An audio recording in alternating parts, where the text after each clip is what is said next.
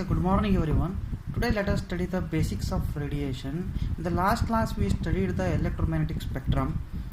The electromagnetic radiations are the thermal radiations, range in between the 0.1 to 10 wavelength, and they does not require any material or medium to propagate. So this is the first concept, that is the wavelength range in between the 0.1 to 10 microns wavelength. That is those are the electromagnetic radiations, also thermal radiations, and they did not require any material or else the medium for the propagation. Second one, the surface of a body has the capacity to absorb partly or all the radiations incident on it. Okay, the surface of any surface, if you are considering, that has the capacity to absorb the radiations incidenting on it, either partly or else completely all the radiations. Okay, so let us consider a body, that is a surface, small surface. Yes, it is enclosed by an enclosure E, okay, whose temperature, the surface temperature, is greater than the enclosure. Then the surface will also emit the radiation, as well as the enclosure will also emit the radiations. Here surface has the more greater temperature than the enclosure, so it emits the larger radiations than the enclosure, so the surface gets cooled down. Third one, the directional enclosure. So whatever the radiations are emitting by a surface, it is in all the directions, so it forms the hemisphere like this. The surface, it emits the radiations in all the directions, so it looks like a hemisphere, so we call it as it encompasses the hemisphere. And next one, that is a space. Let us consider two surfaces.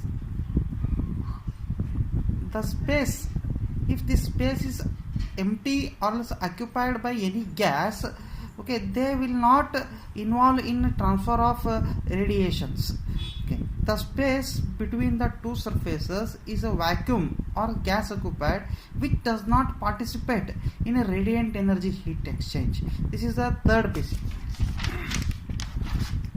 Next, characteristic of surfaces.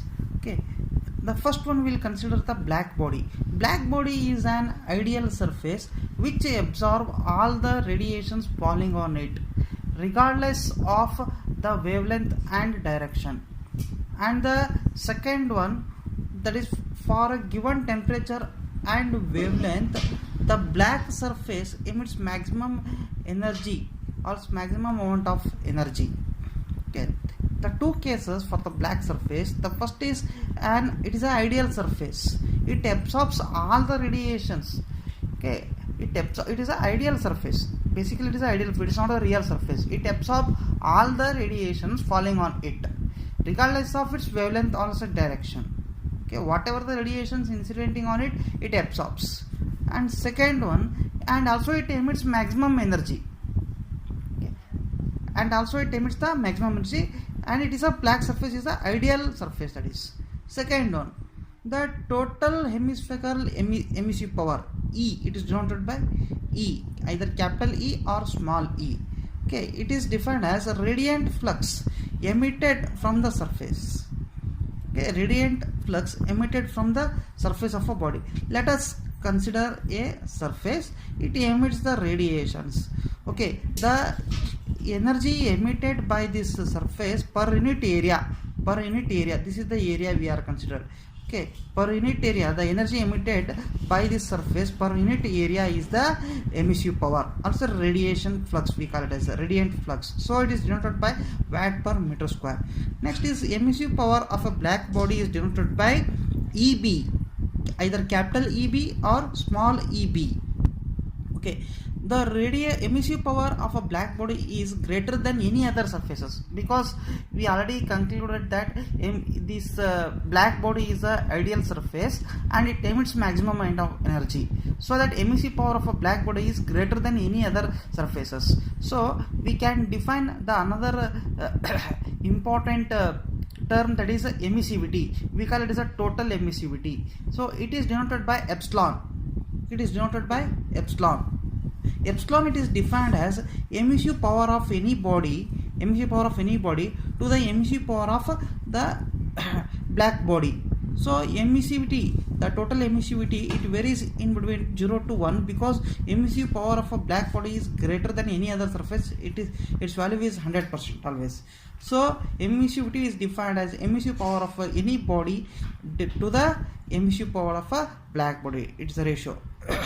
Next, the ratio of emissive power of any body to the emissive power of a black body. Next one is monochromatic hemispherical emissive power, E lambda. This is either capital E lambda or also small e lambda. So it is a radiant flux emitted by surfaces per unit wavelength. So here we are not considered the wavelength, it is just emitted by a surface per unit area. Okay, this is the also radiant energy emitted by the surface. Okay, we are consider the wavelength, per unit wavelength, that is. So its unit is watt per meter square micrometer. Okay, watt per meter square micrometer. Here we have a small graph we have drawn. This is the emissive power of a body for different wavelengths. This is the wavelength and this is the emissive power. So we plotted the graph emissive power versus wavelength. So this is what a generalized the graph we formed. So it looks like this. So we will consider a small elemental strip, small distance here. Okay, we have drawn and we got this small elemental strip. The differential element we considered. So then the energy emitted, that is E, okay, with respect to the wavelength, this is the monochromatic hemispherical emissive power. Okay, so E lambda is equal to dE by d lambda.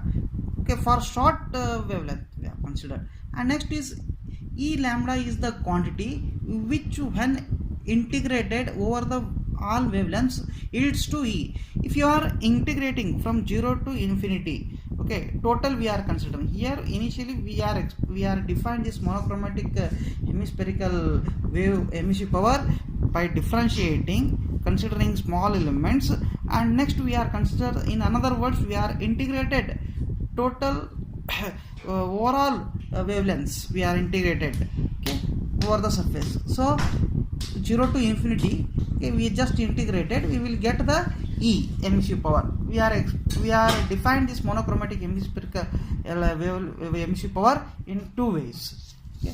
Next is monochromatic hemispherical emissivity. Okay. Monochromatic hemispherical emissivity, or simply you can also call as emissivity also for simplicity. Here also you can call as emissive power simply. Instead of the monochromatic hemispherical emissive power, you can call emissive power only. So monochromatic also you can refer as spectral. Okay, because we are explaining in the form wavelength, we are referring in the spectral form. Okay.